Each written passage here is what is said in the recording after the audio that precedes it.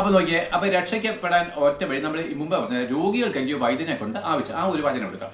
അപ്പോൾ എന്താണ്, എനിക്കൊരു രോഗം, ഇതേപോലെ ഇന്ന് നമ്മൾ ഡോക്ടറെ കാണാൻ പോയില്ല, പോയോ?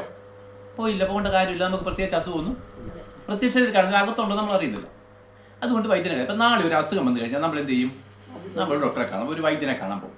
അപ്പോൾ ഒന്നാമത്തെ കാര്യം എനിക്ക് രോഗമുണ്ടെന്നുള്ള ബോധ്യം. അപ്പോൾ വൈദ്യനെ കണ്ടില്ലുള്ള കുഴപ്പം എന്നാ?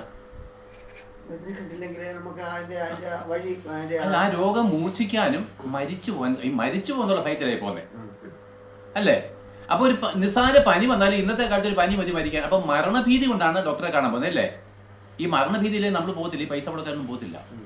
നെഞ്ചിനകത്തൊരു വേന വന്നു, അതൊരു 50 വർഷം തുടർന്നാലും നമുക്ക് മരിക്കത്തില്ലെങ്കിൽ നമ്മൾ പോകത്തില്ല. എന്തിനാ പൈസ കൊടുക്കുന്നത്? അപ്പം മരണഭീതി ഉള്ളത് കൊണ്ടാണ് ഡോക്ടറെ കാണാൻ പോകുന്നത്. പക്ഷേ ഈ മരണം എന്താണ്? താൽക്കാലിക, എപ്പം വേണേലും. അതായത് താൽക്കാലിക മരണമോ, അത് നമ്മുടെ നിത്യമരണത്തിലൊക്കെ ഉണ്ടെന്ന് ഭൂമിയിലെ ജീവിതം അവസാനിച്ചതേ ഉള്ളൂ. അപ്പോൾ ഒന്നാമത്തെ കാര്യം, നമ്മളൊരു വൈദ്യനെ കാണണമെങ്കിൽ നമുക്ക് എന്താണ് രോഗമുണ്ടെന്ന് നമ്മൾ മനസ്സിലാക്കണം. 2, ഈ രോഗം കൊണ്ട് ഞാൻ ഇങ്ങനെ പോയെന്നാൽ ഞാൻ മരിച്ചു പോകുമല്ലോ എന്നുള്ള മരണഭീതി ഉണ്ടാകണം. അപ്പം നമ്മൾ ഒരു വൈദ്യനെ പോയി കണ്ടേക്കാം. ഇങ്ങനെ പോയാൽ അപ്പോൾ അമ്മമ്മൻ്റെ ഇങ്ങനെ വെച്ചോണ്ടിരിക്കുക, നമ്മുടെ കൂട്ടം ഇങ്ങനെ വെച്ചോണ്ടിരിക്കല് വലിയ ഗുരുതരം എന്ന് പറഞ്ഞാൽ ചത്തു വന്നേക്കട്ടെ അല്ലേ? നീ മരിച്ചു എന്ന് പറഞ്ഞില്ല, ഇതിങ്ങനെ കൊണ്ട് നടക്കല്ലോ, വലിയ പ്രശ്നമാണെന്ന് പറഞ്ഞാൽ അർത്ഥം എന്തുവാ? ഇങ്ങനെ പോയാൽ ഞാൻ മരിച്ചു പോകാൻ സാധ്യതയുണ്ട്. നമ്മൾ ഓടി വൈദ്യൻ്റെ അടുത്ത് പോകുന്നു. അപ്പോൾ വൈദ്യൻ എൻ്റെ കുറിപ്പെല്ലാം തരുന്നു, മരുന്ന് മേടിക്കുന്നു, കഴിക്കുന്നു.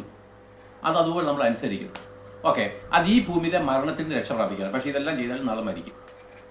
അപ്പം ഞാൻ ചോദിക്കട്ടെ, ഇതിനേക്കാളും ഭയങ്കരമായിരിക്കുന്ന ഒരു മരണം നമ്മളെ കാത്തിരിക്കുക, ആത്മാവിൻ്റെ നരകവിധിയിലേക്കുള്ള യാത്ര. അപ്പം രോഗികൾക്കല്ലയോ വൈദ്യനെ കൊണ്ട് ആവശ്യം. അവണ്ണം ഞാൻ നീതിമാന്മാരെ തേടിയല്ല, പാപികളെ തേടി അത്ര ലോകത്തിലേക്ക്.